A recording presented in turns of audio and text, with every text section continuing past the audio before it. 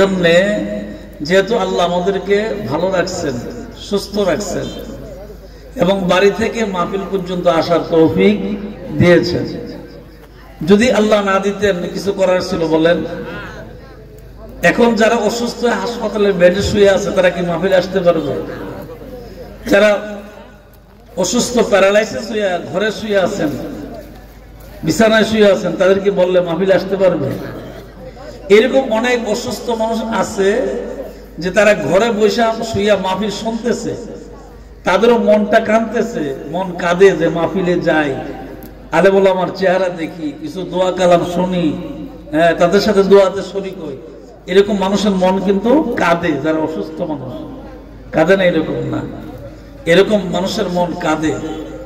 কিন্তু আল্লাহ তাআলা আমাদেরকে সুস্থ রাখছেন, আমাদেরকে ভালো রাখছেন, আমাদেরকে আসার তৌফিক দান করছেন। এই জন্য জবান খুলে আবার উচ্চ আওয়াজে বলছি আলহামদুলিল্লাহ। ভাইজান, মাহফিল চলছে, মাহফিল চলবে। কিছুদিন আগে এলাকায় মাহফিল অনেক হয়ে গেছে, আবার সামনে অনেক মাহফিল বাকি আছে। এখন আমাদের উদ্দেশ্য কি সেটা বোঝা লাগবে। এইটা শুনে কথা কয় কেনা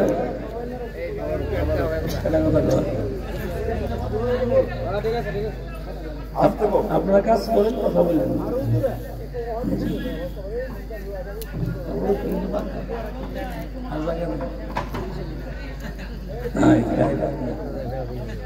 আল্লাহ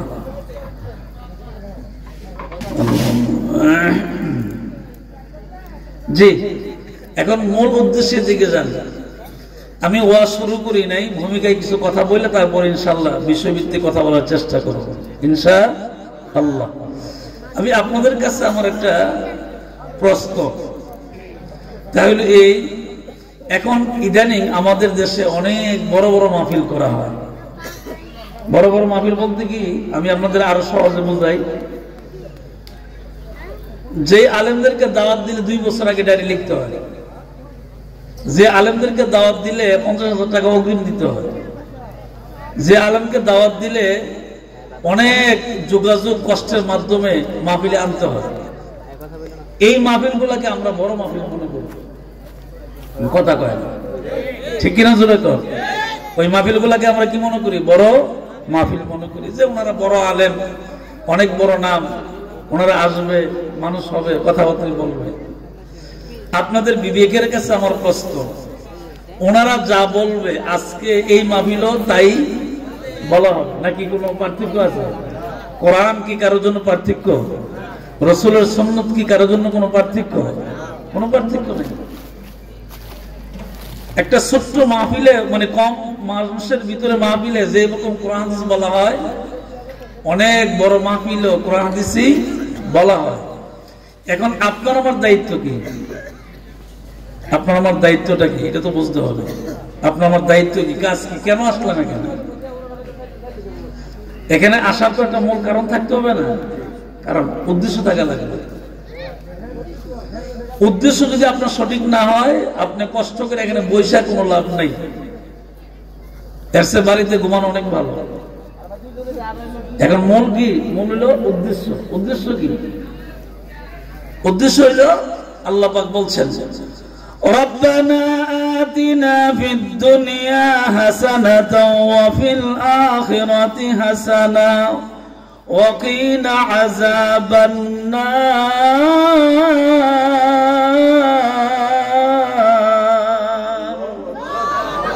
জবানটা খুলে কোন আল্লাহু আকবার, মাশাআল্লাহ। আরেকবার বলেন। আপনি জবান দিয়ে আল্লাহকে বলতেছেন যে আল্লাহ আমি স্বীকার করছি আপনি মহান। বলেন আপনি কি স্বীকার করছেন? আল্লাহ মহান। স্বীকার করেন নাই? এর আরবিটা হলো আল্লাহু আকবার, এটা তাকবীর। নাকি আল্লাহর নামে তাকবীর।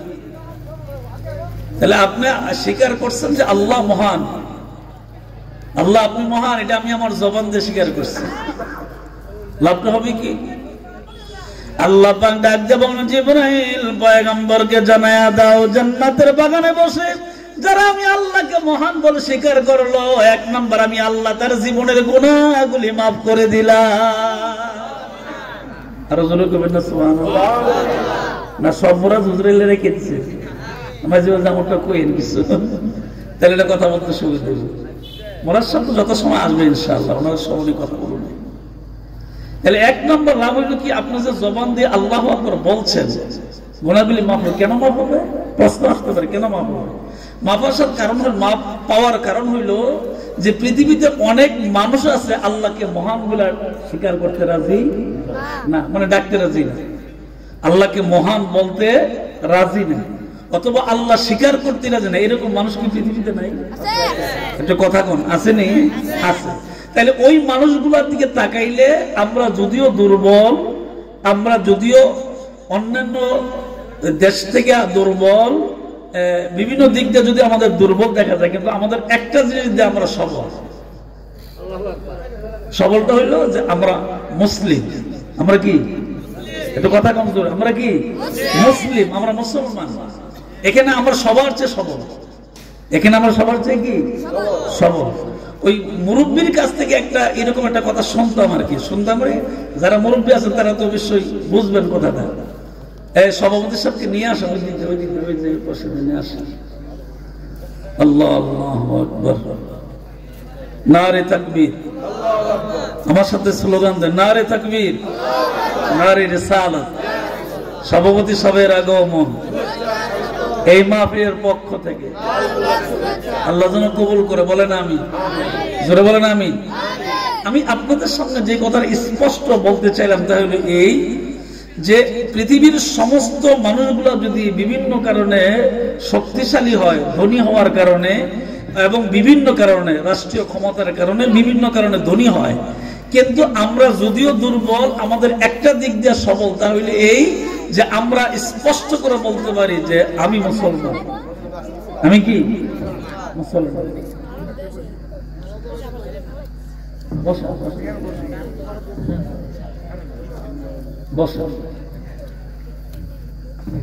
আল্লাহ, এটাই নিয়ম। মসজিদের সভাপতি, মাদ্রাসা সভাপতি, মসজিদের ইমামকে সম্মান করা, এটা শুকরিয়া আল্লাহর দরবারে। অনেকে এটা বুঝে না, অনেকে এটা কি করে না, বুঝে না।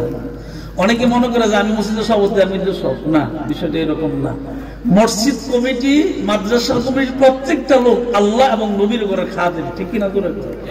আল্লাহ এবং নবীর ঘরের খাদেম। কিয়ামতের দিন যদি আমি বলতে পারি যে আল্লাহ আমি তোমার ঘরে খাদেম ছিলাম, এর চেয়ে আর ভালো পরিচয় দুনিয়াতে নাই। কিয়ামতের দিন যদি আমি বলতে পারি যে আল্লাহ আমি তোমার নবীর ঘর মাদ্রাসার খাদেম ছিলাম, এর চেয়ে বড় পরিচয় আর নাই। আমি আপনাদের সামনে যে কথাটা বলতেছিলাম তা হলো এই, যে পৃথিবীর অন্যান্য দিকে তাকাইলে যদিও আমাদেরকে একটু দুর্বল মনে হয়, কিন্তু আমরা একদিক দিয়ে সবল। তাহলে এই যে আমরা মুসলমান বলে দাবি করতে পারি, বলতে পারি যে আমি মুসলমান এবং আমি আখির নবীর উম্মত। এই দিক দিয়ে তাকাইলে আমি পৃথিবীর মধ্যে সবচেয়ে সবল মানুষ। সুবহানাল্লাহ, কি আরো জোরে বলবেন না? আরো জোরে কোন সুবহানাল্লাহ। এবং আমি এই কথা ব্যর্থহীন কণ্ঠে বলতে পারি যে কিয়ামতের কঠিন ময়দানে আল্লাহ তাআলা আপনাকে আমাকে, আল্লাহ তাআলা অবশ্যই সম্মান এবং মর্যাদা দিবেন। এই জন্য দিবেন যদি আমাদের ভিতরে ঈমান মজবুত থাকে, আমল ভালো, অবশ্যই দিবেন, অবশ্যই মর্যাদা দিবেন। কেমনে দিবেন আমি আস্তে আস্তে কথাগুলি আপনাদের সামনে বলার চেষ্টা করবো ইনশাআল্লাহ। তো আমাদের দায়িত্ব কেন আসলাম এখানে আপনার মাইন্ড করেন, আমি কিন্তু কথা বুঝে বুঝে এই জন্য বলি। অনেকেই আছে কি হুজুর ওয়াজ শুনলাম, কি যে কইলো কিছুই বুঝলাম না, হ্যাঁ, এরকম অনেকে আমাদের কাছে বলা বলি করে। এই জন্য আমার কথাটা আপনার বুঝতে যদি কষ্ট হয়, যদি মানে পছন্দ না হয়, কিন্তু আমার দায়িত্ব আমি আপনাকে বুঝাইয়া দেওয়া আর আমল করা, পালন করা, এটা আপনার দায়িত্ব। কথা ঠিক নেই, কারণ ওয়াজ মাহফিল এটা মনে করতে হবে ক্লাস। এটা কতক্ষণ আমি জিকির করে বাগিয়া ঘুমাই রইলাম, তো এটাদের কি বুঝলাম? আমি বুঝলামটা কি, আমার উপকারটা হইল কি? এই জন্য ওয়াজ মাহফিলটা হইলো যে যিনি স্টেজে বসে থাকবেন উনি আল্লাহর কোরআন রাসূলের সুন্নাত দিয়ে কথা বলবেন, আর আপনারা যা শুনবেন শুনে আমল করার চেষ্টা করবেন। এটা হলো ওয়াজের মূল কারণ। আর এটা হইলো আমাদের মুখ্য উদ্দেশ্য। রব্বানা আতিনা ফিদ দুনিয়া, আল্লাহ আমি বাড়ি থেকে এই ঠান্ডা কনকন শীতে এখানে আসছি, একটা উদ্দেশ্য, আমি দুনিয়ার কল্যাণ চাই। আরো জোরে বলুন সুবহানাল্লাহ। ওয়াফিল আখিরাতি হাসানা, আমি আখিরাতের কল্যাণ চাই। ওয়াকিনা আযাবান নার, এখানে বসার মূল তিনটা কারণ। একটা হলো দুনিয়ার কল্যাণ চাই, 2 নম্বর আখিরাতের কল্যাণ চাই, 3 নম্বর জাহান্নামের আগুন থেকে বাঁচতে চাই। কথা কি ক্লিয়ার? কথা তো বুঝেন ইনশাআল্লাহ না? আমার কথা বুঝতে কোনো কষ্ট হয়? মাঝে মাঝে সুর দিয়ে আমার অসুবিধা নাই, আমি জানি সুর স্যার আমার কথা ভালো লাগে না, কিন্তু এই শালি সুরের উপর থাকলে হবে না তো। আমাদের কথাগুলি তো আপনাদেরকে বোঝানো লাগবে যে উদ্দেশ্যটা কি। এখন নিয়তটা সহি করেন। কেন নিয়ত সহি করবেন? আল্লাহ নবী বলেছেন ইন্নামাল আমালু বিন্নিয়াত। আপনি যে কোনো কাজ করবেন আগে নিয়ত সহি করবেন। নিয়তে যদি গর্বের থাকে, ওই যে আগে বলছিলাম যে এরসে বাড়ির ঘুমাই থাকেন, এটা ভালো। এখন আগে নিয়ত করবেন যে আমি ওয়ালি শাহ রহমাতুল্লাহ আলাইহির মাজারের মাহফিলে কেন আসছি, এখানে আসার মূল কারণ কি? এখানে অনেকগুলা কারণের ভিতরে একটা কারণ হলো যে যার মাহফিলে আসছি আমি ওনার জন্য দোয়া করব, আমার নিজের জন্য দোয়া করব। কথা কয় না? যার মাহফিলে আসছি আমি ওনার জন্য দোয়া করব এবং আমি আমার নিজের জন্য দোয়া করব। এই নিয়তের উপর উদ্দেশ্য করে এখানে বসা থাকবে। এখন আমার নিয়ত যদি এরকম টলমল করে কচু পাতার পানির মতন, তাহলে আমার এই দীর্ঘ ঘন্টা 12টা 1টা পর্যন্ত এখানে বসে থেকে তো কোনো লাভ নেই। আমার নিয়তটাকে আগে পুরোপুরি ঠিক করা লাগবে যে আল্লাহ আমি এখানে বসছি, আল্লাহ তুমি আমার গুনাহগুলি মাফ করে দাও। আল্লাহ আমি এখানে বসছি, আমাকে দুনিয়ার কিছু কল্যাণ দাও। আল্লাহ আমি এখানে বসছি, তুমি আমার আখিরাতের কল্যাণ দাও। আল্লাহ আমি এখানে তুমি বসছি, একমাত্র উদ্দেশ্য আমি আমার পরিচয় আমি মুসলমান, মেহেরবানি করে আখিরাতে তুমি আমার জন্য জাহান্নামের আগুনটা হারাম করে দাও। এরকম নিয়ত করা দরকার নেই। কথা বলেন? তাহলে নিয়ত করলে কাজ ঠিক হবে, আমলগুলো অটোমেটিক ঠিক হয়ে যাবে। এখন নিয়ত না করার কারণে আজকে আমার আব্বার আমলে এত মাহফিল হইতো না। আমি এই জন্য প্রথমে কথাগুলি ভূমিকার মধ্যে বলছিলাম যে এখন লক্ষ লক্ষ, এক বক্তার হাদিয়ে 1 লাখ টাকা, হ্যাঁ 1,20,000 1.5 লাখ টাকা হুজুরে হাদিয়ে। এখন ওয়াজের আগে যেই পরে এই তো লাভ হইল কি লাভ হইল? এই জন্য আরেকটা কথা আছে ফাঁকে দেওয়া, যে হুজুর যে কথাগুলি বলে গেছেন তা হইল এই যে আল্লাহ ওয়ালাদের সোহবতে যদি কোনো মানুষ বসে, সংখ্যা যদি কম হয় এখানে লাভ বেশি হয়। কথা কয় না? যে চালের মধ্যে পোকা থাকে, এই চাল যতই সস্তা হোক এই চালের ভাত খেয়ে মজা নাই। আর যে চালটা একেবারে ফ্রেশ, এটা যদিও কম হয়, মানে পরিমাণে কম হয়, কম ভাত খাইলেও স্বাদ আছে। কথা কয় না? ঠিক কিনা? লক্ষ লক্ষ মানুষ জমাত হয় এটা বড় উদ্দেশ্য নয়, কিন্তু আল্লাহ ওয়ালাদের খাঁটি আলেমের সামনে সোহবতে বসা, তাদের নুরানি চেহারা দেখা। আমার নাম বলছি না, কিন্তু আমি গুনাহগার মানুষ। আল্লাহ ওয়ালাদের সামনে বসা, এই স্থানে আসা, এখানে বসা, নিয়ত ঠিক করা এবং এই নিয়ত করা যে আল্লাহ তোমার আউলিয়া কিরামদের শানে এখানে বসছি, তাদের চেহারা মুবারক দেখার জন্য এখানে বসছি। আল্লাহ এই কারণে তুমি আমার সগীরা গুনাহগুলি মাফ করে দিও। যদি এই নিয়তটা ঠিক থাকে তাহলে আপনার বসাটা কাজে লাগবে, বসাটা কাজে লাগবে। এখন আসলে মূল কথার দিকে যাই। মূল কথা কি? আমি যে আয়াতটা পড়ছিলাম যে আল্লাহ তুমি দুনিয়ার কল্যাণ দান করো, আখিরাতের কল্যাণ দান করো, জাহান্নামের আগুন থেকে তুমি আমাকে বাঁচাও, মুক্তি দান করো। এই আয়াতটা একেবারে সহজ, আর এটা সব এটা দোয়া, এটা সবাই জানে। জানে কি জানে না? সবাই জানে। এখন আসলে এই আয়াতের উপরে ভিত্তি করে মূল কথার দিকে যাই। খুব মনোযোগ দিয়ে শুনবে, খুব খেয়াল করে শুনবে। আমার আব্বাজান ওয়াজ করতে করতে কবরে চলে গেছে। আজকে বর্তমানে 39 বছর হয়েছে। কোন এক সময় দেখবেন মুখলেসুর রহমান মান্নানিও নাই, আর এরকম কথাও নাই। বক্তা থাকবে ঠিক, কিন্তু আমি যে কথাগুলি বলছি এই কণ্ঠ কি আর হবে? এই কণ্ঠ আর হবে না। বক্তা থাকবে, আলেম ওলামা আসবে, হবে ঠিক, কিন্তু মুখলেসুর রহমান মান্নানির মৌত যখন হবে তখন আর এই সুর পাওয়া যাবে না। মন্নান বিশ্বাসের লেগে এখনো মানুষ কান্দে মুরব্বীরা, কিন্তু মন্নান বিশ্বাস কি আর ফিরাইছে? ওই সুর কি আর আছে? নাই।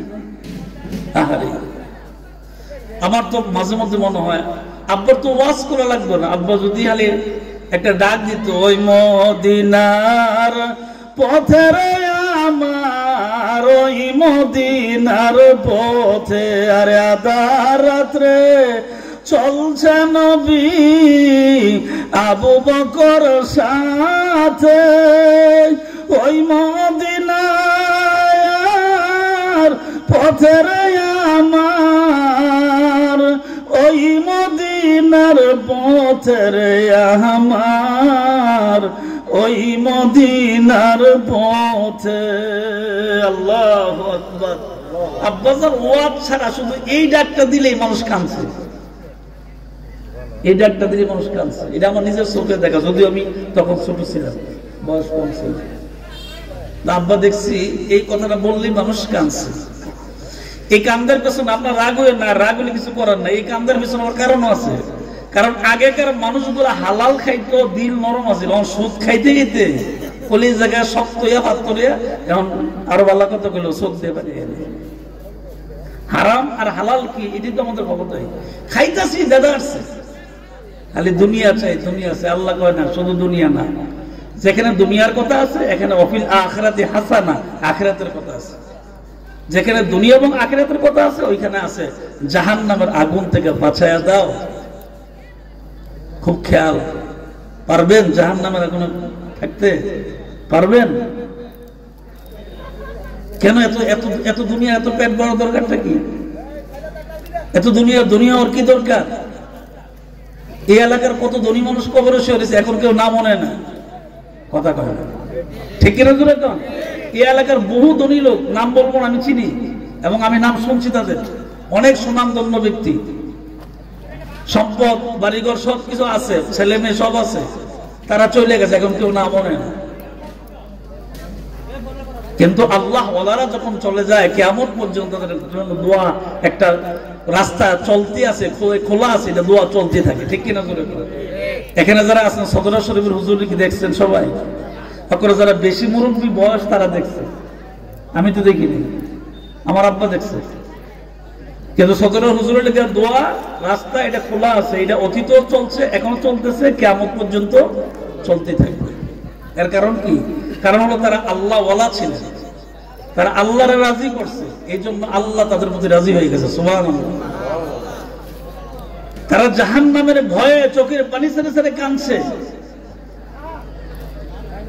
সোনাকান্দার দেখেন তাদের দিলটা কেমন ছিল। সোনাকান্দার ওই যে বর্তমান যে সোনাকান্দা দরবার শরীফ মুরাদনগর, বিশাল বড় দরবার, লক্ষ লক্ষ মানুষ হয়।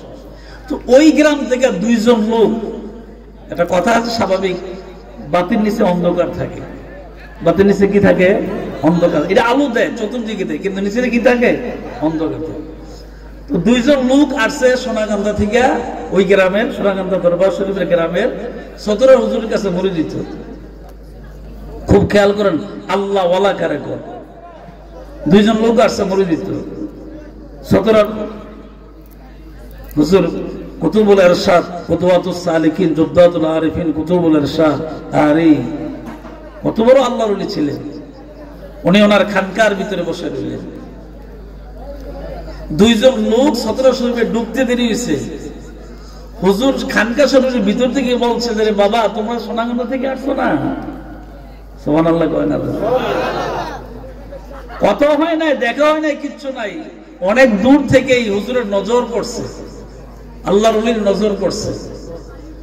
হুজুরের কাছে যাওয়ার অনেক দূর, অনেক দূর। ওইখান থেকে দেখে বলছে যে বাবা তোমরা কি সদরা, আরে সোনাকান্দা গ্রাম থেকে আসছো না? দরবার শরীফের গ্রাম থেকে এসে পায়ে পড়ে গেছে। যেই মাত্র বলছে তোমরা কি সোনাকান্দা থেকে আসো নাই, সাথে সাথে আয়েশা কুতুবুল ইরশাদ প্রফেসর আব্দুল খালেক এম রহমতুল্লাহ আলাইহির পায়ের মধ্যে পড়ে গেছে। হুজুর মাফ করে দিয়েন, বুঝতে পারি নাই গো হুজুর, মেহেরবানি করে মাফ করে দিয়েন। কুতুবুল ইরশাদ ডাক দিয়া বলো, আল্লাহর গোলাম, এত দূর থেকে মুরাদনগর থেকে আখাউড়া উপজেলা সদরে আসার কোন দরকার নাই রে বাবা। তোমাদের বাড়িতে আল্লাহর ওলি আব্দুর রহমান, হাফেজ আব্দুর রহমান হানাফি রহমতুল্লাহ আলাইহি শুয়ে রইছেন, ওনার কাছে গিয়ে বায়াত হও। এত দূরে এসে বায়াত হওয়ার কোনো প্রয়োজন না। আর মাইন্ড করেন না, এখন আমাদের দেশে একদল পীর বেরিয়েছে, আইটা মুরিদ করে। আর এই পীরটির জন্য আমাদের ইজ্জত সব গেছে। হক্কানি আলেম পীর যারা, এই কিছু অবুঝ পীরের কারণে হক্কানি আলেমের, হক্কানি পীরের বদনাম হইতেছে। মাইন্ড করেন না, সত্য কথা যেটা এটা বলছি। আগে পীর সাহেবের কাছে গিয়ে 14 বার গিয়ে মুরিদ হয়ে গেছে, গেলেই কইছে যে বাবা নামাজ পড়ো, মুখে দাঁড়িয়ে আসেনি, হ্যাঁ, ঠিকঠাক ভাবে হালাল হারাম ঠিকভাবে চলে, অনেক নানান কথা জিজ্ঞাসা করতেন, শর্ত সাপেক্ষে মুরিদ করতেন। আল্লাহ, আপনি কি মনে করছেন কথাটা সহজ? কথা হয় নাই, কিচ্ছু নাই, দেখা নাই। খানকা শরীফের ভিতর থেকে বলতেছে, বাবা তোমরা কি সোনাকান্দা থেকে আসো নাই? ওই গ্রামে তোমাদের বাড়ি না? আমার কাছে আসা লাগবে না। ওইখানে আব্দুর রহমান হানাফি রহমতুল্লাহ আলাইহি আছে, ওনার কাছে গেদায়াত, উনি আল্লাহ ওয়ালা মানুষ, উনি আল্লাহর ওলি। আমি আব্দুল খালেকের কাছে আসার দরকার নেই। আরে কি দিন ছিল, কি দিন ছিল তাদের, কি নূর ছিল ভিতরে, যে মানুষ দেখে বলতে পারছে যে তুমি কই থেকে আসছো। এর কারণ কি? এর কারণ হলো তারা ওই এই তিনটা চিন্তা তাদের ভিতরে ছিল। রব্বানা আতিনা ফিদ দুনিয়া হাসানা ওয়া ফিল আখিরাতি হাসানাতাও ওয়া কিনা আযাবান নার।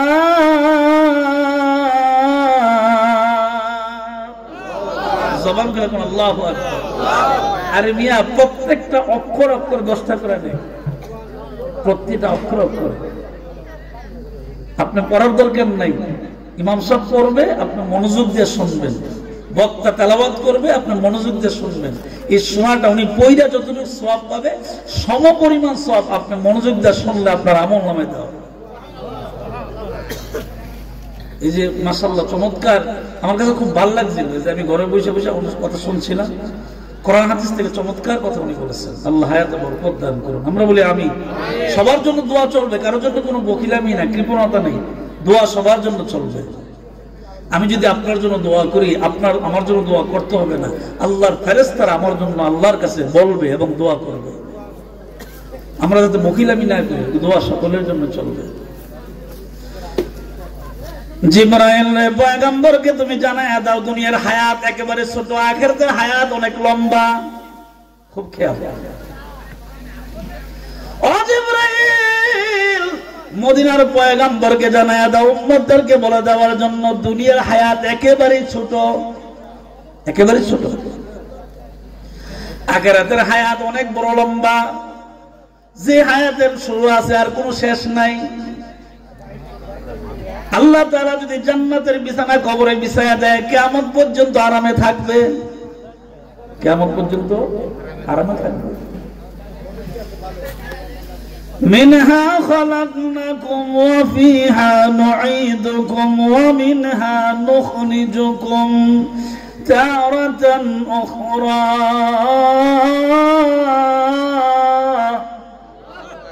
জবান করে আল্লাহু আকবার। ও জিবরাইল, জিবরাইল আমার পয়গম্বরকে বলে দাও উম্মতকে জ্বলে দেওয়ার জন্য এই মাটি হইতে আমি আল্লাহ তাদেরকে বানাইছি। এই মাটি হইতে, এই মাটি হইতে আমি আল্লাহ তাদেরকে বানাইলাম। আবার এই মাটি হইতে আমি আল্লাহ তাদেরকে উঠাবো। আবার আমি আল্লাহ কিয়ামতের কঠিন ময়দানে তাদেরকে বিচার করব। এই মাটিতে আমি সৃষ্টি করলাম, আবার এই মাটির ভিতরে শোয়া দিলাম। আবার আমি কি করব? আবার এই মাটি হইতে হাসরের ময়দানে উঠাবো। জিবরাইল আমার পয়গম্বরকে জানায়া দাও উম্মতদেরকে বলে দেওয়ার জন্য বানাইছি। এক নম্বর বানাইছি, এক নম্বর। কিছুদিন হায়াত, 50 বছর, 60 বছর, 70 বছর, কিছুদিন হায়াত। আরে মাইন্ড করেন না, আমি কথা আপন মানুষ তো, এলাকার মানুষ, জন্য বুঝাই বুঝাই কই। এমনও তো মানুষ আমি দেখছি অনেক ধনী ছিল, অনেক উচ্চ শিক্ষিত ছিল, কিছু অভাব ছিল না, কিন্তু মরণের আগে তার এমন অবস্থা হয়েছে তার আপন লোক আপন বলে স্বীকার করে নেই। তার ঋণ তার সন্তান আদায় করে নেই। এর জানা জানা দাঁড়ায় কই লিছে আর কি, যে আব্বার ঋণ দিয়ে দেন, মাটি দিয়ে লেছে, এরপর ফুট কই ঋণ কই খবর নেই। কার উপরে ভরসা করেন না, কার উপরে ভরসা করেন। বান্দার হক মারাত্মক খারাপ। সার দোয়ান্তে মস্তানি করে খাই বেরিয়ে যান গা। সারাস দোকানের বেটা গরিব মানুষ, জোরে কোনো করতে পারে না, আর আমরা বছর পর বছর কোরআন টাকাও দেন না। এক সার দোয়ান থেকে আরেক সার দোয়ানো যান, পাইছেন নাকি? এতই সোজা আখেরাত, আখেরাত বড় কঠিন। ও পয়গম্বর, আপনার উম্মতদেরকে জানায়া দেন আমি আল্লাহ তাআলা তাদেরকে এক নাম্বার বানাইলাম, কয়েকদিন হায়াত দিলাম। আখিরাতের হিসাবে দুনিয়ার হায়াত একবারে কম, একেবারেই কম। এটা ওই যে সমুদ্রের ভিতরে পানি তুললে যে এরকম কোন পরিমাণ বোঝা যায় না, আখিরাতের হায়াতের চিন্তা করলে দুনিয়ার হায়াত ওই রকম কিছুই বোঝা যায় না। এই জন্য আমার আব্বাজান বলতেন, হেলাই হেলাই কাটাইলা জিন্দেগি, হেলাই হেলাই কাটাইলা জিন্দেগি, সময় থাকতে না করিলা বন্দিগি, সময় থাকতে না করিলা বন্দিগি। নাফরমান মানুষ যারা, যারা আল্লাহ চিনে না, রসুল চিনে না, আল্লাহ ওলিরে চিনে না, দুনিয়া আখিরাতে খবর নাই, নাফরমান, আল্লাহর শুকরিয়া আদায় করে না, এরা কবরে গিয়ে আফসোস করবে। আর কি বলবে, কি করলাম রে, কি করলাম রে, কি করলাম, কোনো কাজ হবে না ওই দিন, আপনার কিছু লাভ হবে না। কবরের ভিতরে যে আফসোস করবে আর বলবে, কি করলাম রে, কি করলাম রে, কি করলাম, সময় থাকতে কেন আল্লাহ রে না ডাকলাম, সময় থাকতে কেন আল্লাহ রে না ডাকলাম। সময় তো ছিল কিন্তু আল্লাহ তো ডাকলাম না। মারহাবা, আলহামদুলিল্লাহ। কোন আমাদের প্রধান আকর্ষণ মুফতি নুরুল ইসলাম চৌধুরী মুরাদ সাহেব চলে আসছেন। হ্যাঁ, সময় হলে উনি আসবে, শুধু আসছে যে এই জন্য বলা দরকার, তো নাহলে আমরা চিন্তা করবো হুজুর নাই না, হুজুর সবাই পড়ছে আল্লাহ রহমতে। আখিরাতের চিন্তা করলে দুনিয়ার হায়াত একেবারে কম। আল্লাহ এক নম্বর আল্লাহ পাক বলছেন, বান্দা তোরে বানাইছি। দুই নম্বর, বান্দা তোমার সামান্য একটু হায়াত, তাও হায়াতটা কিরকম, কচু পাতার মধ্যে পানি থাকলে যেরকম টলমল করে এদিকে এদিকে চলে যায়, স্থির থাকতে চায় না, হঠাৎ করে পড়তে চায়। আল্লাহ বলেন তোদের দুনিয়ার হায়াত এরকম 50 বছর, 60 বছর, 70 বছর। কিন্তু আমরা আসলে এটা বুঝতেছি না, আমরা মনে করি যে দুনিয়াটা আমার কাছে অনেক বড়। আল্লাহ কোন এটা একবারে ধোঁকা, এটা ডাইরেক্ট ধোঁকা। এখন দুনিয়ার কি প্রয়োজন, নবীজি বলছেন, আর দুনিয়া মাজরাতুল আখিরা, উম্মতেরা রে দুনিয়ায় থাকা অবস্থায় আখিরাতের কিছু সামান তৈরি করো। নবীর কথা, দুনিয়ায় থাকা অবস্থায় যাই একটু হায়াত আছে এটার ভিতরে আখিরাতের সামান তৈরি করো, যেটা তৈরি করেছেন হুজুর শাহ রহমাতুল্লাহ আলাইহি, যেটা তৈরি করেছেন ওয়ালি শাহ রহমাতুল্লাহ আলাইহি, যেটা তৈরি করেছেন সদরুল পীর সাহেব, যেটা তৈরি করে গেছেন মাসিয়াতার পীর সাহেবরা, যেটা আল্লাহ ওয়ালারা যেই সামানটা তৈরি করে কবরে গেছেন, তোমরা এইরকম সামান তৈরি করে কবরে যাও। কথা কোন ঠিক নেই বাইরে। ওই দিন কিন্তু মুখলেসুর রহমান মান্নানি কই আর আপনি কই খবরই থাকতো না। খুব কঠিন আখিরাত, খুব কঠিন। আল্লাহ পাক ডাক দেয় বলে, এক নাম্বার তোরে বানাইলাম, দুই নাম্বার হায়াতের পরে আমি আল্লাহ তোমাকে মওত দেয়া দিলাম। বাঁচতে পারবেন? কথার উত্তর দেন, বাঁচতে পারবেন? কোন সুযোগ নাই। গতকাল সকালে দিনের বেলায় আমি মুরাদনগর মহেশপুর আমার এক মুরিদের বাড়িতে দোয়া করার জন্য, তাদের মা মারা গেছে, বাবা আছে, সন্তানগুলি আমার কাছে কাঁদতেছে। কয়েকদিন আগে তো আপনি আসছিলেন, তখন আম্মা ছিল, আজকে আপনি আসছেন কিন্তু আম্মা নেই। দুনিয়া মুসাফির খানা, কবর আখের ঠিকানা, দুনিয়া মুসাফির খানা, কবর আখের ঠিকানা, কোই আগে রোয়ানা হাই, কোই পাছে রোয়ানা, কোই আগে রোয়ানা হাই, কোই পাছে রোয়ানা। রওনা তো হবেন একবার, আজও কালো। এখন কি করবেন? জিন্দেগানি মেঘের পানি যাচ্ছে চলে যমুনা, জিন্দেগানি মেঘের পানি যাচ্ছে চলে যমুনা, টাকা করি সোনার বাড়ি রইবে পরে দুনিয়া। আমি আগে বলছি, নাম বলবো না, এলাকার অনেক ভালো ভালো সুনামধন্য ব্যক্তির নাম জানি আমি, কিন্তু বললে তো আবার একজনে কইবে যে আমার আব্বার নাম কইছে, আমার হেবাটার নাম দিয়েছে না, হ্যাঁ, বা হেবাটার নাম কইছে, আমার আব্বার নাম দিয়ে কইল না, এই জন্য নাম বলবো না। কি করবেন দুনিয়াতে বলেন? আপনি এই মুহূর্তে একটু কবরের চিন্তা করেন, এই মুহূর্তে একটু খেয়াল করেন যে কবরে আমি কেমনে থাকবো। এটা দরজা নাই, জ্বালানা নাই, বাতি নাই, সাথী নাই, বিছানা নাই, কিচ্ছু নাই, আমি কেমনে থাকবো কবরটার ভিতরে? আমার যে কথাগুলি, আমি গুনাহগার এটা ঠিক, কিন্তু আল্লাহ ওয়ালারা এইরকম বলে গেছে বলার জন্য, এবং কোরআন এবং হাদিসে আছে এই কথাগুলি মানুষকে বোঝানোর জন্য। আল্লাহ ডাক দেয়া বলে, তোমাকে আমি কবরে শোয়াই দিলাম বান্দা, এখন তোমার দায়িত্ব, আমি আল্লাহর দায়িত্ব হলো তোমাকে আবার সময় মতে, اليوم نختم على أفواههم وتكلمون أيديهم وتشهد أرجلهم بما كانوا يكسبون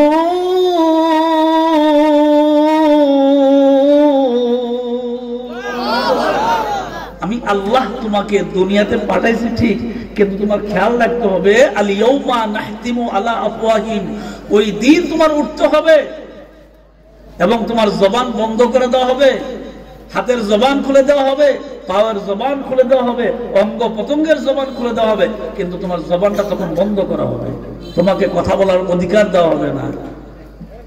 ওই সময়টা পর্যন্ত তুমি কবরে থাকবে। কষ্ট হইলে কথাগুলি শোনেন। ওই সময়টা পর্যন্ত তুমি কবরে থাকবে মৃত্যুর পরে। কোথায়, কোন সময়? মৃত্যুর পর থেকে কিয়ামত পর্যন্ত তুমি কবরে থাকবে। নবীজি উম্মতকে কেঁদে কেঁদে বুঝাইছেন, উম্মতের আরে তুমি কি পারবা জাহান্নামের আগুন সহ্য করতে? এই উম্মত, তুমি কি পারবা জাহান্নামের আগুন সহ্য করতে? চায়ের পানি, চা খাইবা, এই চাটা তোমার হাতে লাগলে গরম লাগে। চা খাইতে কয়েকবার ফু দিয়ে দিয়ে খাও, এটা যদি তোমার কাছে এত গরম লাগে, তুমি কি জাহান্নামের আগুন সহ্য করতে পারবা? কি অবস্থা হবে একটু সূক্ষ্ম চিন্তা করে দেখেন। আজকে যদি আপনার বাবা কবরে থাকে, আপনি জানেন না উনি কেমন আছে। মা যদি কবরে থাকে, আপনি জানেন না। 39 বছর হয়েছে, আমি জানি না আমার আব্বা মন্নান সাহেব কবরে কেমন আছে। তবে এইটা ভরসা করি, যেহেতু উনি আল্লাহ রাস্তায় ছিলেন, আল্লাহ তাআলা, আশা করি আল্লাহ তাআলা ওনাকে কবরে ভালো রাখবেন। এটা আমাদের আশা আর কি। সন্তান হিসাবে বাবার প্রতি আল্লাহর কাছে একটা আশা করতে পারি, যেহেতু উনি আল্লাহর রাস্তায় চলে গেছেন, আল্লাহ তাআলা ওনার উপরে রহম করবেন, ভালো রাখবেন, এটা একটা আশা করি। আপনারা প্রাণ খুলে দোয়া করেন আব্বাজানকে যেন আল্লাহ ভালো রাখেন। আমাদেরও যারা আপনজন কবরে আছে, আল্লাহ যেন তাদেরকে ভালো রাখেন।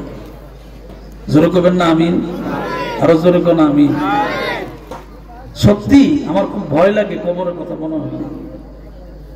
আমি কি জবাব দিব, কেমন করে থাকবো, কি বলবো আল্লাহর কাছে দাঁড়াই? আল্লাহ পাক বলেন, জিবরাইল আমার পয়গম্বরকে জানায়া দাও, উম্মতদেরকে বলে দেওয়ার জন্য, এই যে একটা সময় মরণের পর থেকে কিয়ামত পর্যন্ত কবরে থাকবে। এই কবরের জগৎটা বড় একটা কঠিন জগৎ। জিবরাইল আমার নবীকে বলে দাও, উম্মতদেরকে বলে দেওয়ার জন্য, এমন একটা আরামের বিছানা কবরে দেওয়া হবে রে, এমন ঘুম ঘুমাইবে, ইসরাফিল আলাইহিস সালাম সিংহায় ফুঁক দেওয়ার আগ পর্যন্ত ঘুম থেকে আর সজাগ হবে না। আল্লাহু আকবার। এমন ঘুম আপনি ঘুমাইবেন, কিয়ামত পর্যন্ত আপনার আর ঘুমই শেষ হবে না। আপনি কোথায় আছেন বলতে পারবেন না, শুধু ঘুমাই থাকবেন।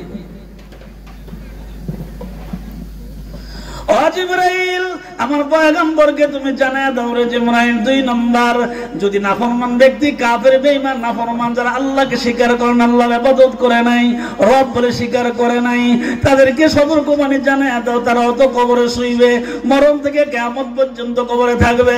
জিবরাইল রে আমার নবীকে তুমি জানায়া দাও, কবরের ভিতরে এমন আযাব দেওয়া হবে, বারবার বারবার তার কবরে আযাব গুলো পাল্টে দেওয়া হবে, এত আযাব তার কবরের ভিতরে দেওয়া হবে। জিবরাইল রে তারে জানায়া দাও, 1 ঘন্টা, 1 দিন, 5 দিন, 10 দিন, 1 বছর নয়, আবাদান আবাদান কবরে জাহান্নামের আগুন জ্বলতে থাকবে। নাউজুবিল্লাহ। কেমন করে সহ্য করব? এই মিয়া একটা কথার কথা বোঝানোর জন্য বলি আর কি। আপনি যদি অপরাধী হন, আপনার দলের লোক দিয়া মামলা থেকে বাঁচা যায়, বা প্রশাসনের লোকের সাথে মানে খাতির থাকলে বাঁচা যায়, অথবা কিছুদিন মানে অপরাধী হওয়ার কারণে কিছুদিন সাজার পরে বাঁচা যায়। কিন্তু কবরের ভিতরে যখন আপনি আমি চলে যাব, বলেন তো, একটু খেয়াল করেন না কবরের কথা।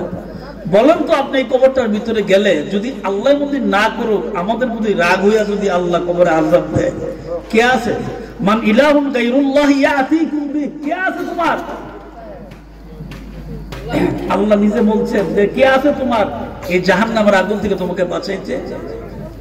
আমার কথা না, কিন্তু আল্লাহ নিজে বলছেন নবীকে আপনি উম্মতকে বলে দেন, কে আছে ওই কবরে, আমি আল্লাহ ছাড়া তাকে জাহান্নামের আগুন থেকে বাঁচাইছি। বাবারে, দুনিয়া দুকাই পয়রা ছেলে মেয়ে বউজি দুকাই পয়রা আল্লাহরে ভুলে গেছে। এই জন্য আল্লাহ বলছেন, হেলাই হেলাই কাটা ইলা জিন্দেগি, হেলাই হেলাই কাটা ইলা জিন্দেগি, সময় থাকতে না করিলা বন্দেগি, সময় থাকতে না করিলা বন্দেগি। আল্লাহ ডাক দিয়ে বলেন, ওয়াত্তিনি ওয়াজ্জাইতুনি ওয়া তুরি সিনিনা ওয়া হাযাল বালাদিল আমিন।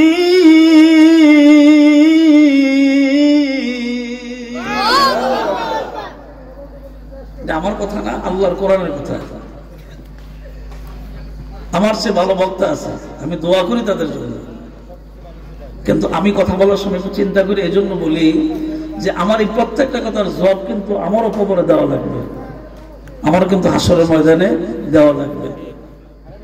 এই জন্য একটু চিন্তা ভাবনা করে কথা বলি। কেউ পছন্দ করুক না করে, এমনি তো আমার ওয়াজের বয়স 30 বছর পার হয়ে গেছে, আর পছন্দ দরকার কি?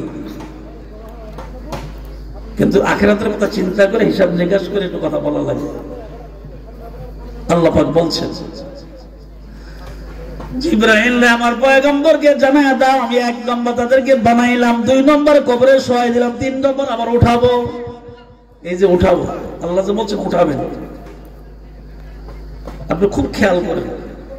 যদি আমাদের দেশে কোনো অপরাধীর বিরুদ্ধে মামলা হয়, হে মামলা শুনতে দিলি থরথর করে কাঁপতে দিলি কথা কয় না, কিন্তু কিয়ামতের দিন আল্লাহ উঠাবেন। আল্লাহ যে বলছেন, অমিনহা নুখরিজুকুম তারাতান উখরা, আমি আল্লাহ তোমাকে উঠাবো কিয়ামতের দিন।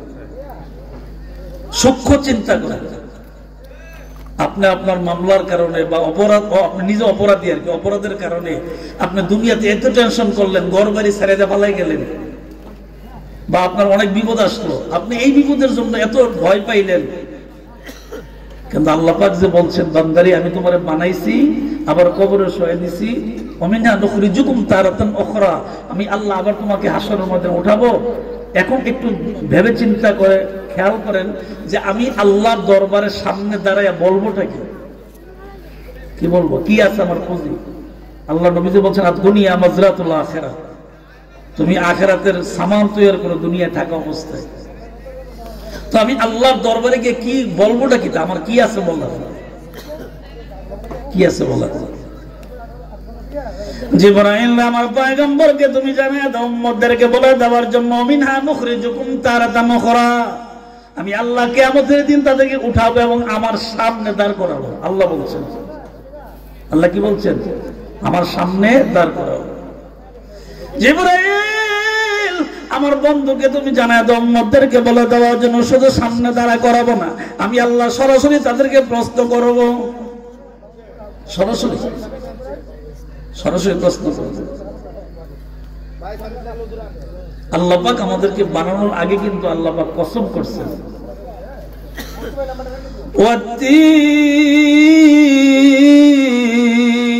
আল্লাহ পাক 3 ফলের কসম করছেন। এটা জান্নাতে একটা ফল। আমাদের দেশে যদিও টিভিতে বিভিন্ন অ্যাডভার্টাইজে শোনা যায় 3 ফলের কথা, এটা দুনিয়ার 3 না, এটা আল্লাহর জান্নাতের 3। ও জাইতুন, জাইতুন আরব দেশে পাওয়া যায়, আমাদের দেশেও পাওয়া যায়, কিন্তু আল্লাহর জান্নাতের জাইতুন আর দুনিয়ার জাইতুন এক না। আল্লাহ পাক প্রথম কসম করছেন, ও 3 কসম, ও জাইতুন, জাইতুনের কসম, ও তুর সিনিন।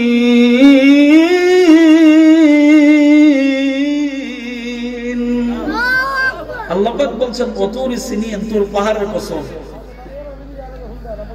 তোর পাহাড়ের কসম করছেন আল্লাহ। তোর পাহাড়টা কেমন?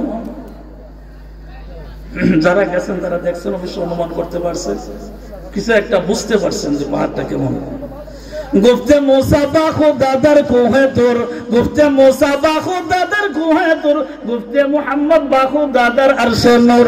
আল্লাহ আল্লাহ क्या मुबारक नाम है, अल्लाह अल्लाह क्या मुबारक नाम है, अल्लाह अल्लाह आशिकों का काम है। মুসা নবী তুর পাহাড়ে দাঁড়ায় আল্লাহর সঙ্গে কথা বলছেন, আর আল্লাহ পাক আপনার আমার নবীকে সম্মান জানাইয়া আরশে আজিম নিয়ে কথা বলছেন। সুবহানাল্লাহ কয় না তো? মাঠ ভর্তি মানুষ সুবহানাল্লাহ তো আসতে, আর জোরে আল্লাহ পাক বলছেন যে আমি আল্লাহ আমার নবীর সম্মান বুঝাইতে যাইয়া তোমরা যদি বুঝো এই জন্য আমি দুনিয়াতে কথা বলছি ঠিক, কিন্তু সম্মানের জন্য আমি আরশে আজিম পর্যন্ত আনছি। এটা কোন নবীকে আল্লাহ পাক করেন নাই, কোন নবীকে আল্লাহ পাক করেন। মুসা নবী তোর পাহাড়ে দাঁড়াইয়া দাঁড়াই আল্লাহর সঙ্গে কথা কয়, কত রকমের কথা কয় জানেন? আল্লাহ পয়গম্বর মুসা নবী তোর পাহাড়ের দিকে রওনা দিলেন, মাওলার সঙ্গে দিদার লাভ করবেন। রাস্তার মধ্যে লোক দাঁড়াইল, হে পয়গম্বর জলিলুল কদর পয়গম্বর মুসা নবী আপনি কই যান? আল্লাহর সঙ্গে কথা বলতে যাই। আল্লাহর সঙ্গে কথা, ঠিক আছে। আমার একটা মনের আবেগ আছে, এই আবেগটাকে আল্লাহর কাছে বললেন, আর উত্তরে কি কয় এটা আমার আবার জানাই যায়। সুবহানাল্লাহ, আমি চাই না অনুরোধ। পয়গম্বর মুসা নবী গো আপনি আল্লাহর দরবারে যাবেন, দরবার মানে তুল পাহাড়ে দাঁড়ায় আপনার দিদার লাভ করবেন, কথা বলবেন। আমার একটা মনের প্রশ্ন, এটা আল্লাহরে জিজ্ঞাসা করে উত্তরটা কি দাদা এটা আমার কয়ে যায়। সুবহানাল্লাহ কি আসতে কইবেন? আরো জোরে কর সুবহানাল্লাহ। পয়গম্বর মুসা নবী ডাক দেয়, আল্লাহর গোলাম কি প্রশ্ন বলো? আল্লাহরে গিয়ে কইেন এমন সম্পদ দিছে হিসাব রাখতে কষ্ট হয়, এমন সম্পদ দিছে আল্লাহ আমারে হিসাব রাখতে কষ্ট হয়। আল্লাহরে গিয়ে কইেন আমার আর কোনো দরকার নেই, আমার যা দিছে শুকরিয়া, আর আমার দরকার নেই, এটা হিসাব রাখতে কষ্ট, আমার আর কোনো দরকার নেই। তো উত্তরটা কি থাকবে? আমি দাঁড়াই থাকবো, যাওয়ার সময় আমার আবার কয়ে যায়। কিছুক্ষণ রাস্তা পার হওয়ার পরে আবার একটা লোক দাঁড়াইছে, পয়গম্বর মুসা গো কোথায় যান? আল্লাহর সঙ্গে দিদার করতে যাই। ও মুসা পয়গম্বর যাবেন ঠিক, কিন্তু আমার একটা প্রশ্ন লইয়া যান। ও কি প্রশ্ন? আল্লাহরে জিজ্ঞাসা করে। ও কি জিজ্ঞাসা করব? পয়গম্বর মুসা গো আমার আল্লাহ কেন আমার এত গরিব বানাইছে? এত গরিব, এক বেলা খাইলে আরেক বেলা খাইতে পাই না, এক বেলা খাইলে আরেক বেলা খাইতে পারি না। আল্লাহ এত গরিব বানাইলো কিনা মানে? আল্লাহর প্রশ্ন করে। সন্তানের তার চাহিদা পূরণ করতে পারে না, বিবির চাহিদা পূরণ করতে পারে না, নিজেই তো খাইতাম পারি না, কিরে আল্লাহ তো গরিব বানাইছে? একটু জিজ্ঞাসা করেন তো গিয়া। মুসা পয়গম্বর পাথরটার কাছে গেছে, খেজুর গাছের নিচে গিয়ে দাঁড়াইলো। পয়গম্বর আল্লাহর সঙ্গে দিদার লাভ করে গুফতে মুসা পাখু দাদার কুহায় তোর, ও আল্লাহ আমি তো তোমার সঙ্গে দিদার লাভ করতে আসছি, কিন্তু অন্যান্য দিন আসা আর আজকের আসাটা এক না, আজকে দুইটা প্রশ্ন লয়ে আইছি। আচ্ছা প্রশ্ন রাস্তায় করছে আল্লাহ দেখছেনি? কথা কয় না। প্রশ্ন মুসা নবী দুইজন করছে, আল্লাহ দেখছে না? একজন ধনী আরেকজন একবারে গরিব, একজন খাইতেই পায় না আরেকজন খানার অভাব নেই, কোয়ার দরকার নেই। আল্লাহ ডাক দেয় বলে, মুসা পয়গম্বর আমি দেখছি জানি বুঝি, তারপরে তোমার লগে কথা কইতে ভালো লাগে। আরে প্রেমে ডুরি বান্দরে মদিনার শোনে, আরে মদিনারি কামলে ওয়ালা আয়নার কারিগর, আরে মদিনারি কামলে ওয়ালা আয়নার কারিগর, আইনা বানাইয়া দোনা কলবের ভিতর, আইনা বানাইয়া দোনা কলবের ভিতর। আরে যার সাথে যার প্রেম গইতাছে দুই দেহ তার এক হইয়াছে নাকি? যার সাথে যার প্রেম বইতাছে আরে দুই দেহ তার এক হইয়াছে। আল্লাহ রাসূল বান্দায় আছে প্রেমের কারণে, আরে আল্লাহ রাসূল বান্দায় আছে প্রেমের কারণে। আরে প্রেমের ডোরি বান্দরে মদিনার শোনে, মদিনারি কামলে ওয়ালা আয়নার কারিগর, আয়না বানাইয়া দোনা কলবের ভিতর। এমন আয়না ফিট করে দিব 17 হুজুর দেখে কইলি যে তোমরা সোনাগাঁও থেকে এসেছো। পয়গম্বর মুসা নবীর আল্লাহ কয় যে আমি জানি, দেখছি, শুনছি। আল্লাহ কয় আমি তো সামিউম বাসির, আমি শুনি, জানি, দেখি, সব ব্যাপারে আমার সর্ব বিষয়ে আমি অভিজ্ঞ। কিন্তু বিষয়টা হইলো তুমি মুসা লোকের কথা কইতে আমার ভালো লাগে, এই জন্য একটু কথা কই, মাইন্ড করেন না। আপনার যদি কোনো একটা ঘনিষ্ঠ বন্ধু থাকে তার লগে কথা না কইলে কিন্তু দিন যায় না, আসেনি এরকম ঘনিষ্ঠ বন্ধু? মনে করেন কথা না করে দিন দিয়ে গেল, ভাও আমার বন্ধুর লগে আমি কথা কইতে পারলাম না। মুসা নবীও আল্লাহর লগে কথা না কইলে ভালো লাগে না, আল্লাহ মুসা নবীর লগে কথা না কইলে মানে কথা কইতে মন চায় আর কি, ভালো লাগে, প্রেম ভালোবাসা। কারণ এই প্রেম করলে আমরা সারছে আলী সুন্নির আলী প্রেম কর, আর প্রেম ছাড়া তোর আছে কি মিয়া, প্রেম দিয়ে যে বাচ্চা আছে এটা নাই, কিছুটা নেই, এই আশাই তো মানুষ বাচ্চা থাকে।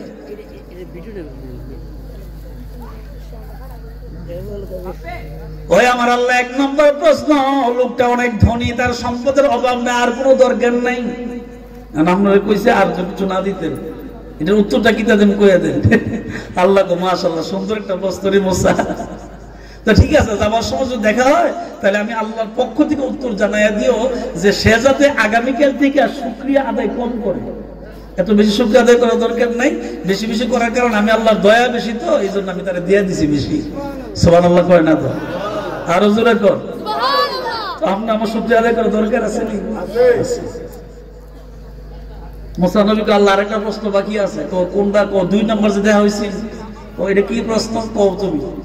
এটা হচ্ছে যে লোকটা দ্বিতীয়বার দেখা হয়েছে, লোকটা অনেক গরিব, একবেলা খাইলে আরেক বেলা খাইতে পারে না। তো এখন এই ব্যাপারে আপনাকে জিজ্ঞাসা করার জন্য বলছে যে তার প্রশ্ন হইল যে আপনি তার এত গরিব বানিয়েছেন কি?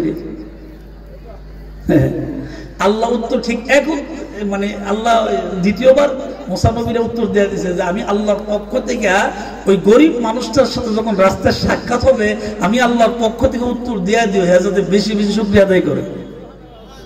আরো জোরে করে আলহামদুলিল্লাহ, বেশি বেশি শুকরিয়া আদায় করে।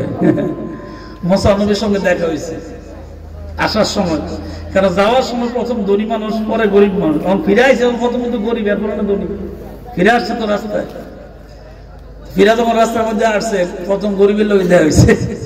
জিজ্ঞাসা করছে মুসা নবী যাওয়ার সময় একটা প্রশ্ন করছিলাম আল্লাহকে জিজ্ঞাসা করার জন্য, করছিলেন নি? হ্যাঁ করছিলাম। তো কি উত্তর দিল আল্লাহ? তো কইছে যে আল্লাহ বলে দিছে তুমি বেশি বেশি শুকরিয়া আদায় করার জন্য। যেই মাত্র কইছে বেশি বেশি শুকরিয়া আদায় করার জন্য বেটা তেলে বেগুলো শীতে উঠছে, মুঠো লেখ খাইয়া পাচ্ছি না, আমার বলে বেশি বেশি শুকরিয়া আদায় করতে। আরে মুসা নবীর রাগ ছিল খুব বেশি, কিন্তু মুসা নবী তখন রাগ হয় না, আল্লাহর দিদার বুঝাইছে, আল্লাহ দেওয়া আমাদেরকে যে আল্লাহ পাক অনেক কিছু দিছে এগুলি উনি বুঝাইছে। হ্যাঁ খাইয়া পাচ্ছি না, আবার শুকরিয়া তো বেশি করতে হবে, একবেলা খাইলে আর 2 বেলা খানার খবর নেই, ছেলে মেয়ের চাহিদা পূরণ করতে পারি না, বৌজি রাগ হয়ে 12 মাস, আর আমার একটা কইছে শুকরিয়া আদায় করতে, এটা উইলু কথা উইলু। মুসা নবী মুসকি মুসকি আসে, রাগ কিন্তু বাবারে বাবা যে রাগ, কোন নবীর শরীরে তো রাগ আছে না, ওনার শরীরে যত রাগ। হ্যাঁ আল্লাহ ডাক দেখো ফাঁকটি হয়ে গেলাম, জুব্বা ফাঁকটি যা আছে হয়ে গেলাম, তোমার ফাঁকটি তুমি রাও, আমি গেলাম। আল্লাহ গো বাবা রে তুই সাথে আল্লাহ আল্লাহ তানা গারিয়া তিফলে কাইজুন সাদলাবান, তানা গারিয়া তিফলে কাইজুন সাদলাবান কারনা নালা তাবরু কাইখান আসমান। হে মুসা ফাগরি আর জুব্বা রাগ হয়ে যাও না, আমি আল্লাহর রহমতের পানি দিয়া জমিন ঠান্ডা করে দিয়া। সুবহানাল্লাহ। রাসূলের ঘটনা অনেক বড় সংক্ষেপ আমরা কইলাম আর কি। মুসা নবী আল্লাহর কাছে পানি চাইছিল, পানি সাথে সাথে দেয় নাই, যখন উনি ওনার নিজের বাড়িতে গেছে এরপর পানি দিচ্ছে, শরীর গেছে বিজ্জা, রাগ আরো বাড়ছে বেশি। এই যখন পানি চাইছি তখন দিছো না, অনাইছি ভাই আমার ভিজায় ঘরের ভিতরে বাড়াইছে। আল্লাহর দিদার কি দেখেন, আল্লাহর কি দয়া। আল্লাহ পাক একটা ডাক দিয়েছেন, মুসা রে রাগ হয় না, মুসা রে রাগ হয় না রে মুসা, আমি তোমার চাওয়ার সাথে সাথে পানি দেই নাই, তুমি বাড়িতে চলে গেছো তারপরে পানি দিছি। মুসা তুমি জানো না রে মুসা, আমার সৃষ্টি জীব আমার কাছে এমন ভাবে আমার ডাকছে, আমি আল্লাহর রহমতের দরিয়া জোশ মারছে, আমি আর সহ্য করতে পারি নাই, সাথে সাথে আসমান থেকে রহমতের পানি দিয়ে জমিনকে ঠান্ডা করে দিলাম।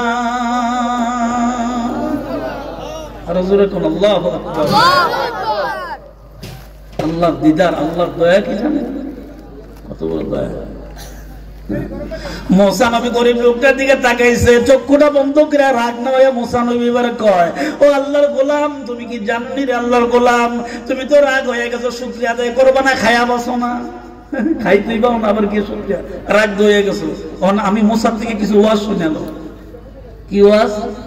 মুসা নবী এবার ওয়াজ করে, ও আল্লাহর গোলাম তুমি কি খেয়াল করছো আমার আল্লাহ তোমাকে দেখার জন্য দুইটা চোখ দিছে, এই দুইটা চোখ যার নাই তার কাছে গিয়ে জিজ্ঞাসা করো কত দাম।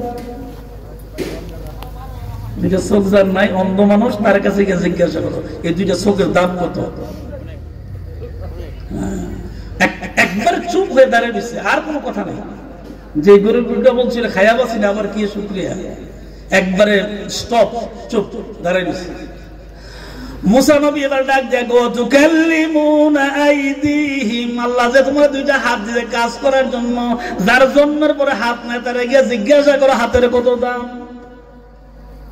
দুইটা হাত অনেকের আছে না, জন্ম থেকেই নাই, একটা নাই, দুইটা নাই, অথবা অর্ধেক আছে অর্ধেক নাই, আছে না এরকম? আছে। রেলগাড়িতে গেলে বিভিন্ন বড় বড় বাস স্টেশনে গেলে দেখা যায় এই মানুষগুলারে। আমি প্রায় সময় আমার মামা মুবাবির সাহেবের দিকে চাইলাম, আমার অনেক কিছু মনে হইতো, এখন ওনার কথা মনে হইলো, আমার অনেক কিছু মনে হয়। উনি আল্লাহর ওলি ছিলেন, হয়তো উনি জবান ফোটায় কথা বলতে পারেন নাই, কিন্তু উনি যা বলতেন আল্লাহ পাক সাথে সাথে কবুল করতেন।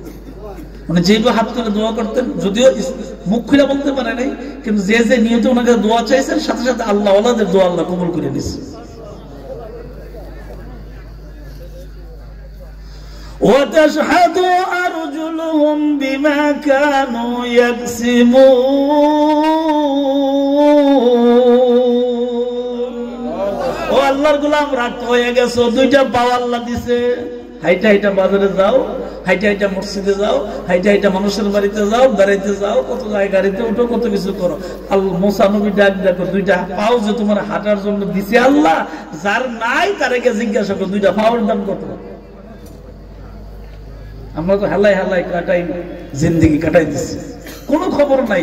আল্লাহ নবী ১,৫০০ বছর আগে বলে গেছেন, আমার কোন উম্মত যদি আল্লাহ সৃষ্টির ব্যাপারে ১ ঘন্টা চিন্তা করে, আল্লাহ তার আমল নামে ৬০ বছরের নামল ইবাদতের সওয়াব দান করে। কই আছে? খবরই তো নাই। আসি কই? কি আমার ভবিষ্যৎ? আল্লাহ কাছে দাঁড়াবো কেমনে? ভুল করলে নেতার সামনে দাঁড়িয়ে দিলে কেমন শুরু করে, আর বাইরে ধরেছে। আবার আল্লাহর আদালতে দাঁড়াবো কেমনে? আপনি আমি কেমন, কি কোন কি নিয়ে দাঁড়াবো আল্লাহর কাছে? আছে কি?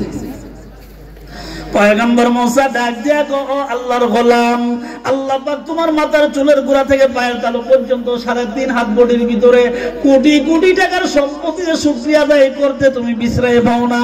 তোমার যে আল্লাহ নিয়ামত দিছে মনে পর্যন্ত শুকরিয়া আদায় করো। আল্লাহর ওয়াদা হইল শুকরিয়া আদায় করলে অভাব দূর করে তোমাকে রিজিকের ব্যবস্থা করে দিবে। আরো জোরে কর সুবহানাল্লাহ। একবারে সন্তুষ্ট হইয়া লাগিয়েছে। মুসা নবীর সাথে আর কোনো উত্তর করে নেই, কারণ মুসা নবী তার বানায় কইছে না, যা কইছে আল্লাহর পক্ষ থেকে কইছে। আমরা তো বানায় কত কথা কই, মিছা না আছে আল্লাহ না জানে, এমন কথা কয় একবারে হাসার বাপ, আসলে মিছা কথা। একটু চিন্তা করে না যে সবচেয়ে পাপের ভিতরে মহা পাপ হলো মিথ্যা বলা। একজন মুমিন একজন মুসলমানের চিন্তাই নেই, কইতাছে দেদারছে সকাল থেকে সন্ধ্যা পর্যন্ত, যত চোখ খোলা আছে এতক্ষণ কইতাছে। আল্লাহ আমাদেরকে হেদায়েত দান করুন, বলে না আমি বাবারে মনে কষ্ট নেই না, এলাকার মানুষ দূরে গিয়ে আমরা এত কঠিন কথা কই না, রাগি তুলে না, তারপর আমার বাড়ির মানুষ এলাকায় কিছু কঠিন কঠিন কয়ে দিয়েছে আর কি। আল্লাহ পাক বলছেন, আসেন আমি ওই আয়াতের দিকে আবার ফিরে যাই। আল্লাহ পাক বলছেন, বান্দারে তুমি যে আমার সামনে দাঁড়াইবা, তুমি কি বলবা? আমি তো তোমার সরাসরি প্রশ্ন করব।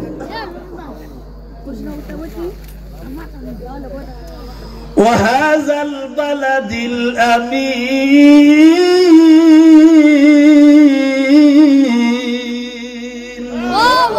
গতকাল একজন উমরা হজ করে আসে আর কি, নতুন, আমরা জিজ্ঞাসা করি হুজুর কাবা শরীফ দেখলাম ব্যাটার সব এখনো নামাজ, আমরা জিজ্ঞাসা করতেছে আর কি। মানুষ তো সাধারণ মানুষ, ওনার তো আর ইসলামিক জ্ঞান তেমন নাই, হয়তো আল্লাহ পাক টাকা পয়সা দিচ্ছেন উমরা হজ করে এসে গিয়ে যায় না মানুষ, এখন তো গণগণই যায়। তো বলতে হুজুর আমি তো কাবা শরীফে যে নামাজ পড়ি দেখছি কেন নারী পুরুষ একসাথে নামাজ পড়ে, তো আমি ওনার কথার উত্তরটা কেমনে দিব? তো কোরআন দিয়ে বুঝাইছি। কোরআন কি? আল্লাহ পাক বলছেন, ওয়াহাযাল বালাদিল আমিন।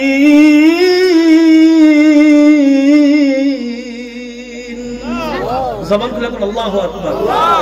4 নম্বর আল্লাহ পাক বলছেন নিরাপদ স্থানের কসম। 1 নম্বর তিনের কসম, 2 নম্বর জাইতুনের কসম, 3 নম্বর ওতুরে সিনিন তুর পাহাড়ের কসম, 4 নম্বর আল্লাহ বলছেন নিরাপদ স্থানের কসম।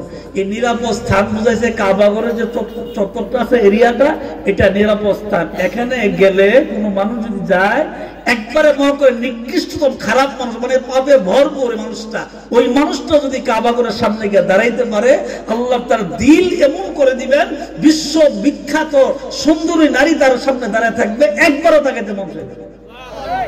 এর নাম হলো ওয়াহাজাল বালাদিল। আমি মুখলেসুর মান্নানির ওয়াজ না, এটা আল্লাহর কোরআনের ওয়াজ। আমি নিজে প্র্যাকটিক্যাল প্রমাণ। বিশ্ব সুন্দরী মেয়ে আপনার সামনে দাঁড়ায় থাকবে, আপনি একবার চলে যাবেন। আল্লাহর দিল, আল্লাহ পাক আপনার দিলকে এমন পরিবর্তন করে দিবে। আপনি মনে করেন, আপনি বাদ দিলাম, আমি বলি আমি পাপী হইতে পাপ করতে করতে আমার জীবন শেষ করে দিয়েছি।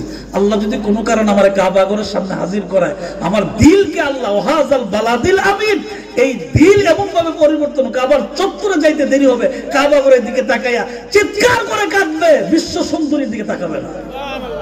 এটা আল্লাহর কসম, আল্লাহ নিজে কসম করছে, ওয়াহাজাল বালাদিল আমিন। বাবারে, বারবার ঘুরে ঘুরে আপনাদের এই কথাটা বুঝাতে যাচ্ছি যে আল্লাহর সামনে যায় কি জবাব দেব, কি বলবো, কি আছে আমার, কি বলার আছে। লাকাদ খালাকনাল ইনসানা ফি আহসানি তাকওয়ীম।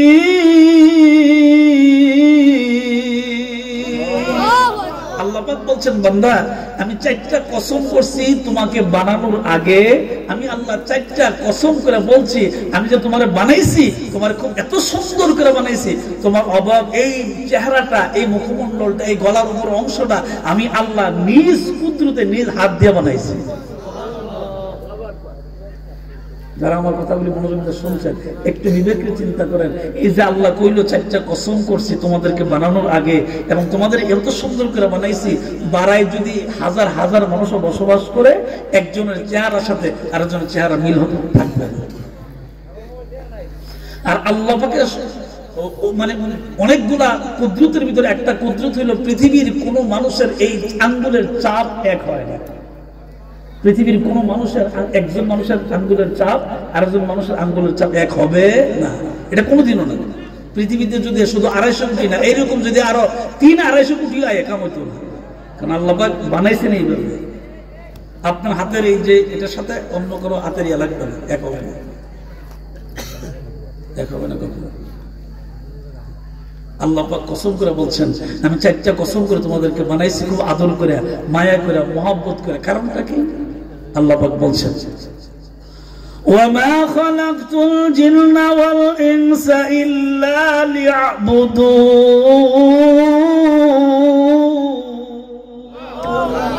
আল্লাহ পাক বলছেন, আমি তোমাদেরকে এবং জিন জাতি, ওয়ামা খালাকতুল জিন্না ওয়াল ইনসা, আগে জিন বলছেন, এরপর ইনসান বলছেন, আমি তোমাদের 2 জাতিকে বানাইছি একমাত্র আমি আল্লাহর ইবাদত করার জন্য, ইল্লা লিয়াবুদুন, আমি আল্লাহর গোলামি, দাসত্ব, ইবাদত করার জন্য বানাইছি। আমার মনে একটা দুঃখ ফায়দা কইলে, আপনারা তো খুব আপন মানুষ। আচ্ছা, আমি যে এতক্ষণ পর্যন্ত কথা বললাম, আমি কি মানা ডানায় কোনো কথা বলছি? নিজের কোনো কিচ্ছা কাহিনী? এরপর তো আমাদেরকে বলে আমরা ফিসার দিকে, আমরা তো বন্ড সুন্নি মানে নাকি বন্ড। তো আমি বন্ডের কথা কিতা কইলাম কোন? আমি যে এতক্ষণ পর্যন্ত আপনাদের সামনে অনেকক্ষণ তো আরে বাবারে 1.5 ঘন্টার কাছাকাছি ওয়াজ গেল, কোন দিন টের পেলাম না। আমার তো কইছি 1 ঘন্টা ওয়াজ করার জন্য, 1.5 ঘন্টা সময় পার হয়ে গেছে। যাক, আপনাদের আল্লাহ হয়তো বলাইছেন বলছি। এই জন্য আপনারা যখন কাউকে, শুধু এই বিষয় না, আমি এটা মনের দুঃখে বলছি আর কি, যে পীর মনেই বন্ড মনে করে না, এটা কখনো না। যেখানে নবীর বাড়ি আছে, এখানে আবু জাহেলের বাড়িও আছে। হক বাতিল থাকবে, ভালো মন্দ থাকবে। এই জন্য আপনি সমানে সবাইকে গালি দিবেন, কখনো না, এটা করবেন না। কারণ একটা কথা মনে রাখবেন, ওই যে আমি আয়াতটা পড়ছিলাম, এই আয়াতের লক্ষ্যে আল্লাহ পাক বলছেন, কিয়ামতের দিন আমি আল্লাহর সামনে দাঁড়াইয়া তোমার প্রত্যেকটা কথার জবাব দেওয়া লাগবে। ওই দিন যদি কারো ব্যাপারে আপনি মিথ্যা অপবাদ দিয়ে থাকেন, আপনি কি বাঁচতে পারবেন? মনে করেন আমার ব্যাপারে যদি, একটা উদাহরণ, আমার বলছেন এইরকম না, একটা উদাহরণ, আমার ব্যাপারে যদি আপনি মিথ্যা বলেন, যেটা আমি জীবনে করিই নাই, এরকম যদি কিছু বলেন, কিয়ামতের দিন কি আমার কাছ থেকে আপনার মাপ নেওয়া লাগবে না? আপনাকে যদি আমি হঠাৎ করে অনর্থক বলি, এই তুমি এটা করছো, এটা ধারে কাছে তো আপনি নাই, কিন্তু আমি কি আল্লাহর দরবারে আপনার কাছ থেকে আল্লাহর দরবারে জবাবও দেওয়া লাগবে, কিয়ামতের দিন আপনার কাছ থেকে মাপও নেওয়া লাগবে। কেন আল্লাহ পাক আল্লাহর হক মাফ করবে, কিন্তু বান্দার হক মাফ করবে। কঠিন। তো আমি মূল কথা কি বুঝাইলাম আমার ওয়াজের দ্বারা? মূল কথা হইলো বুঝে গেলা, কথা হইলো ওই জায়গায় যে আমি আল্লাহর দরবারে দাঁড়াইয়া বলবোটা কি আছে আমার আছে কি বলার মতন? আমার দিকে তাকাইলে মনে হয় যে জীবনে সব বৃথা, কিছুই করলাম না। কি করলাম? এই জন্য 1 নম্বর আল্লাহর ভয় অন্তরে থাকা লাগবে, 2 নম্বর নবীর মহাব্বত অন্তরে থাকা লাগবে। ঠিক না? কথা বলেন সব। 1 নম্বর আল্লাহর ভয় অন্তরে জায়গা দিতে হবে, 2 নম্বর নবীর মহাব্বত অন্তরে জায়গা দেওয়া লাগবে। এই 2টা কাজ যাদের ভিতরে থাকে এদের কি বলা হয়? আহলে সুন্নাত ওয়াল জামাত। কথা ঠিক নেই? এই 2টা জিনিস যার ভিতরে থাকে, শুধু আল্লাহর ভয় থাকলে চলবে না, আল্লাহর ভয়ও থাকতে হবে, নবীর মহাব্বতও থাকতে হবে। নারে তাকবীর, আল্লাহু আকবার, নারে রিসালাত, ইয়া রাসূলুল্লাহ। প্রধান আকর্ষণের আগমন, শুভেচ্ছার স্বাগতম, শুভেচ্ছার স্বাগতম। প্রধান আকর্ষণের আগমন, মুফতি মোহাম্মদ মনিরুল ইসলাম চৌধুরী মুরাদ সাহেবের আগমন, শুভেচ্ছার স্বাগতম। বারাইবাসীর পক্ষ থেকে লাল গোলাপ শুভেচ্ছা, লাল গোলাপ শুভেচ্ছা।